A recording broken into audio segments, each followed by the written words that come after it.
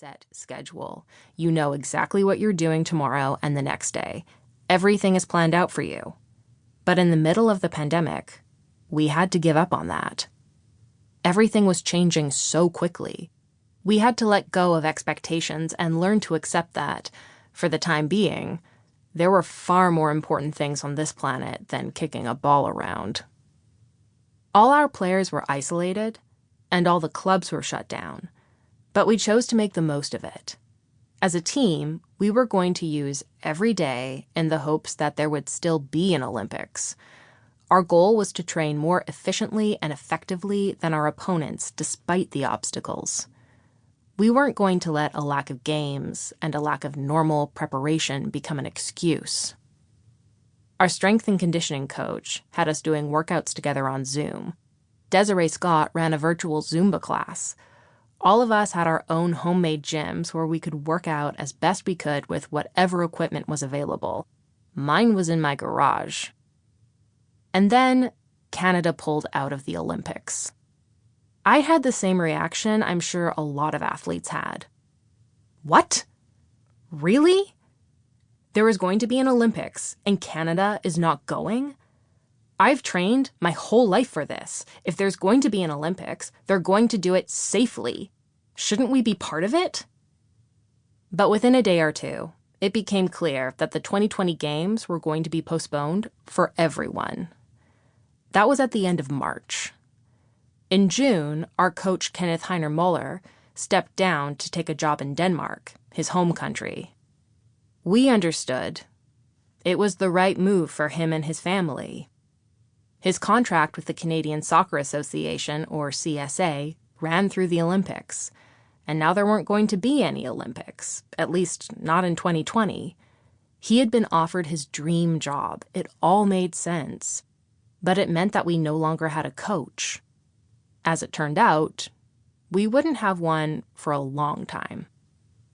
My club team, the Portland Thorns of the National Women's Soccer League, returned to training around that time to prepare for the Challenge Cup, the first bubble event in professional sports. It was distanced training. Everyone got their own little square on the field, trying to prepare to play as a team at a time when we couldn't go near other people. Still, we were proud that the NWSL was the first professional sports league to come back and play. We were the guinea pigs, and the league made it work. We showed it could be done, and safely. The tournament was held in July in Salt Lake City, Utah. It was one of those situations where you had to go in with an open mind and roll with it, and stay grateful just to have the opportunity to play and compete when everything else was still shut down. Our team lived in a hotel in Salt Lake City for 3.5 weeks. We couldn't leave the building except to go to practice or games. And though the food wasn't the greatest, the organizers did their best to make us comfortable. We had a massive games room with foosball and ping pong and a basketball hoop. But being isolated was still hard for players who hadn't experienced anything like it before.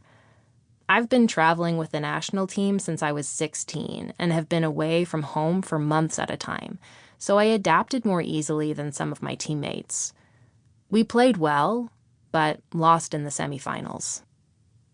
After the tournament, I went home to Portland, and things went quiet for quite a while. That fall, there was a moment where we wondered whether we were ever going to get a head coach. There's only so much a team can do when its players aren't together. But if we had a coach, we could at least start. Diana Matheson had been playing with the national team almost as long as I had. Together, we called the Canadian Soccer Association and told them that the team was starting to stress. They asked for our opinions on what we wanted in a head coach, not for recommendations of individual people, but more generally. We said that we couldn't have a coach that had to start from scratch. There just wasn't enough time to hire someone who didn't know anybody and didn't know the program. A week later, they named Bev Priestman as the new head coach. I don't think many people were surprised. Bev had been involved with our program as an assistant under John Herdman, who coached us from 2011 to 2018. She had also been the head coach of the youth national team, so she knew the athletes, knew how we had been playing.